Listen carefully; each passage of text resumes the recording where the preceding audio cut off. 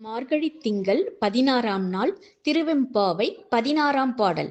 முன்னிக் கடலை சுருக்கி எழுந்துடையாள் எண்ணத் திகழ்ந்து எம்மை ஆளுடையாள் இட்டிடையின் மின்னிப் பொலிந்து எம்பிராட்டி திருவடிமேல் பொன்னம் சிலம்பின் சிலம்பித் திருப்புருவம் எண்ணச் சிலைகுலவி நந்தம்மை ஆளுடையாள் தன்னில் பிரிவிலா கோமான் அன்பர்க்கு முன்னியவள் நமக்கு முன்சுரக்கும் மின்னருளே எண்ணப் பொழியாய் மழையேலோர் எம்பாவாய்.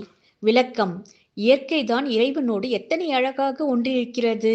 ஆமாம், பரந்து விரிந்த கடலிலிருந்து நீராவிகள் மேலே எழும்புகின்றன. அவை வானில் ஒன்று சேர்ந்து கருமேக திரட்சியாக காட்சியளிக்கின்றன. இவை எதை போல் இருக்கின்றன தெரியுமா? எங்களுடைய பரம்பொருளான சிவபெருமானின் கருணையே வடிவான அம்மை பார்வதி தேவியைப் போல கருமையாக திகழ்கின்றன. மேகங்களூடே கீற்றாக ஒளிர்கின்றதே மின்னல், அது அந்த பரமேஸ்வரியின் சிற்றிடை போல பளிச்சென்ற ஒளிக்கோடு போலவே இருக்கிறது. மின்னலுக்கு பின்னே முழங்குகின்றதே இடி, அது எங்கள் தலைவியான பரமேஸ்வரி மென்மையாக நடந்து சென்றாலும் அவள் அணிந்துள்ள பொற் சிலம்புகள் அதிரடியாக ஒலிப்பது போலல்லவா உள்ளது. வானில் தோன்றுகிறதே வானவில், அதன் எழில்மிகு வளைவு முனைகள் பூமியின் இரு கோடிகளை இணைப்பது போல் காட்சியளிக்கிறதே. அது அழகுற வளைந்து இரு கண்களின் இரு முனைகளையும் தொடும் எங்கள் அன்னையின் பேரழகு புருவங்கள் போல் இருக்கின்றதே.